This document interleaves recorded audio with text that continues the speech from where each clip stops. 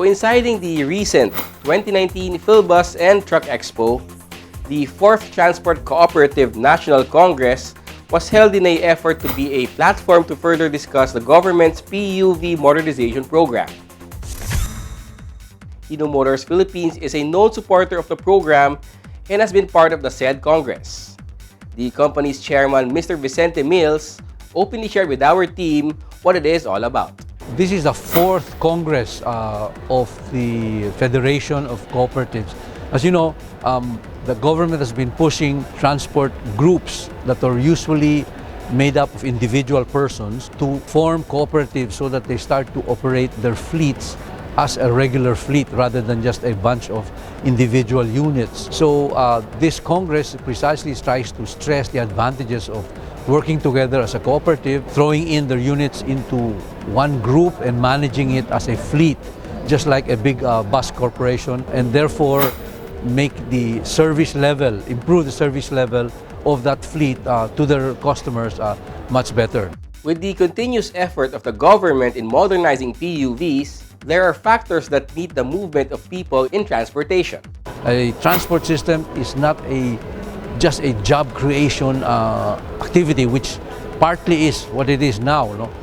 But it should be a system approach where you look at the components of the system, which are the roads, the terminals, the main intersections, and how to properly deploy units that meet the movement of people. There are so many work areas, business areas where people movements are different. So to do that, you must have a plan, a system that has different components that fit together. And this is what this program is supposed to do. Being the first, along with the DOTR and LTFRB, to conceptualize modern jeeps, Mr. Mills shared what it should be right now. We were part of the team that started together with DOTR and LTFRB when we tried to conceptualize what is the modern Jeep, okay? So the modern Jeep now is made up of a Euro 4 platform that is a formal product, not a chop-chop, Juan de la Cruz builds up from scrap pieces, no, which is what most of the Jeeps are. Not that they don't work, but they're not a regular product. No? So the starting point is formal platforms or engine, transmission, axles, brake system, steering system that are formally tested by brand principles and can qualify and meet the emission standards of the Clean Air Act. Next to this formal platform is movement patterns. We designed the body together with government based on our movements patterns. So right now, the jeepneys, you have to crouch to get in. Okay, so we put the door on the side so that it's safer, and we made the height high enough so that an average Filipino can stand up. The new design allows for standees inside, not bitin sa likod, you know, which is crazy.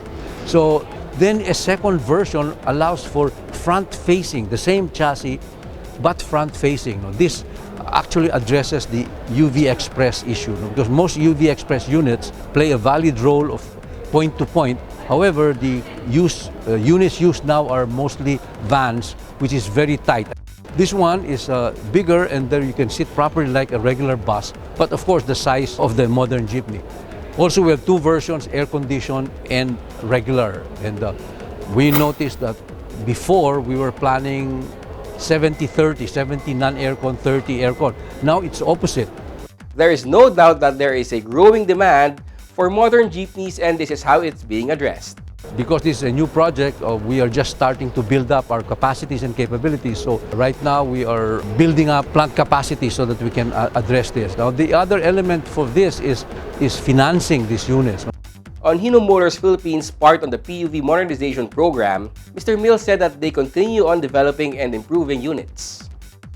After this first couple of years with the units in place, we are going to be developing version 2. So just like any car or truck, that's an evolving design as we realize different demands for size, for weight, for strength, and so on, and comfort.